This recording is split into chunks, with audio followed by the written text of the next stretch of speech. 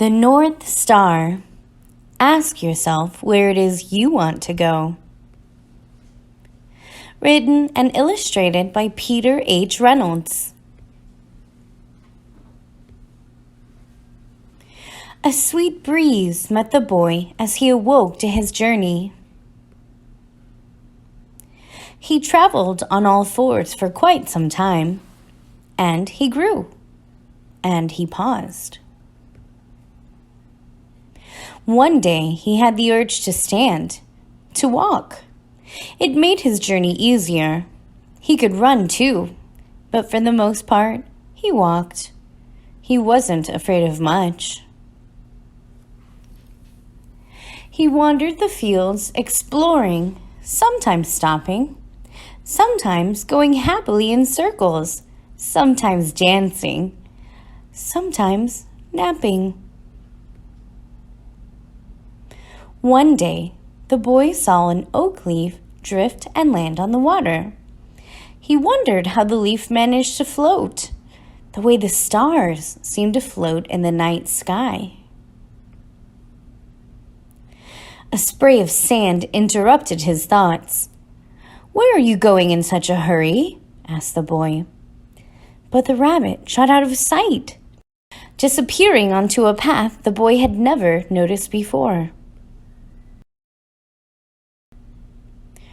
The boy left the floating leaf and wandered toward the path. There he saw a cat. The cat purred gently. "Where did the rabbit go in such a hurry?" the boy asked the cat. "He was in a rush to start his journey. It's time for you to start your journey too." "Oh, but I have been on a journey," the boy cried. "I've seen many wonderful things. Some I understand and some I don't, like how the leaf floats on the water." "Well, that's fascinating, but I'd hate for you to be late. You don't want to be left behind." "Behind? Who's ahead of me?" "You wouldn't believe how many. You know, you're not the only one on this journey. Plenty ahead of you. Lots to follow." The boy began walking down the path. It stretched out far ahead of him. Signs kept pointing him along the way. Some parts of the journey were easy, and some were very difficult. Although he was following the well-worn path, he had a growing feeling that he was lost. The forest seemed to be growing thicker. The soil was wet and muddy, making every step a struggle. Clouds had rolled in overhead, and the darkness closed in around him. After many difficult miles, he could not take another step. He noticed an oak leaf drift from the sky. It sailed with ease. It swirled on a breeze and was carried deep into the forest. The leaf disappeared behind a grove of trees. He stepped off the path to follow it. The boy found the leaf floating on a pond in a peaceful clearing, like a delicate boat on a dreamy voyage. His thoughts were interrupted by a voice. "Oh, there you are! I was worried," said the cat. "Don't wander off like that. Now hurry, you're falling behind." So the boy ran and ran and ran, and as he ran, he noticed the forest getting darker and thicker. The muddy ground became covered with water. He could no longer see the path. He sloshed through the swamp until he came to a clearing in the forest. There he saw a bird. "You look lost," the bird said. "I don't think so. I'm not sure if I'm lost," the boy replied. "I hadn't really thought about it." "Hadn't thought about it," said the bird. "You must have some idea of where you're going, yes?" "Well, I've been following the path, It seems as if many people have taken it before me, and there have been many signs along the way. And a very helpful cat guided me back to the path when I started to wander."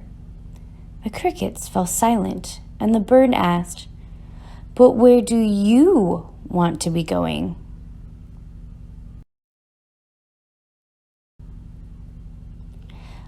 "I'm not sure," said the boy as he looked around at the dark, tangled swamp. "But I do know that this isn't where I want to be. I guess I am lost." The bird said, "Ask yourself where it is you want to go, and then follow the signs you already know." "What signs? Where are they?" But the bird flew off into the cloudy night sky. The boy looked up into the sky, something he had not done in a very, very long time. He tried desperately to see where the bird had gone, and as he did, the clouds seemed to melt, and there above him was a star, a very bright star. The boy stared at the star and felt a pang in his heart, a tingling in his spine, a whisper in his ear. He could hear the star. The voice sounded so familiar. The boy began to walk toward the star. As he did, he noticed many other stars stretched out above him like a great big map. They had been there all along, waiting for him.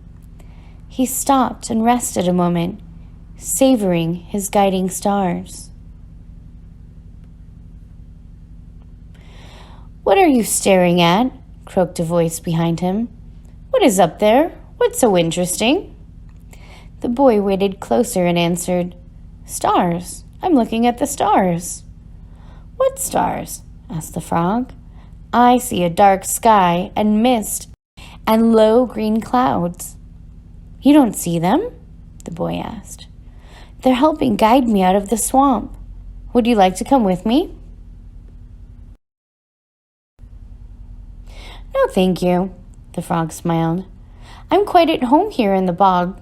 I swam here as a tadpole and grew up here, and here I will stay." The boy realized at that moment that everyone has a different journey, different signs, and different stars, their own constellations. The boy left the frog, who croaked a farewell.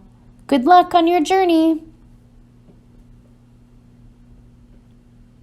As he ventured beyond the swampy forest, the boy heard a cry. It was the rabbit who had been in such a hurry earlier, looking tired and hungry. He was stranded on a limb in the middle of the rushing river.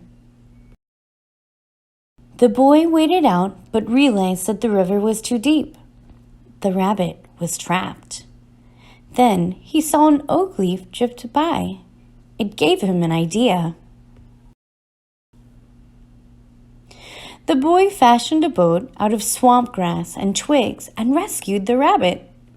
The boy smiled, having helped make the rabbit's journey easier. The boy looked up. He noticed that the star had become even brighter.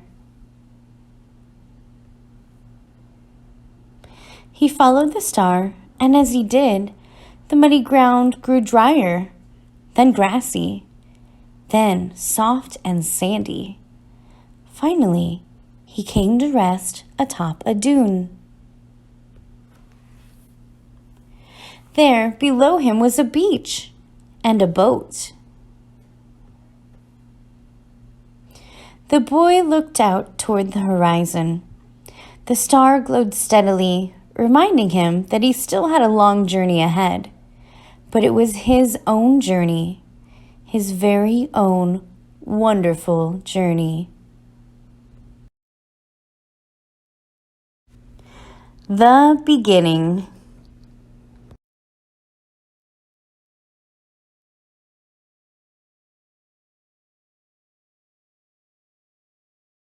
And if you like this video, don't forget to subscribe and like.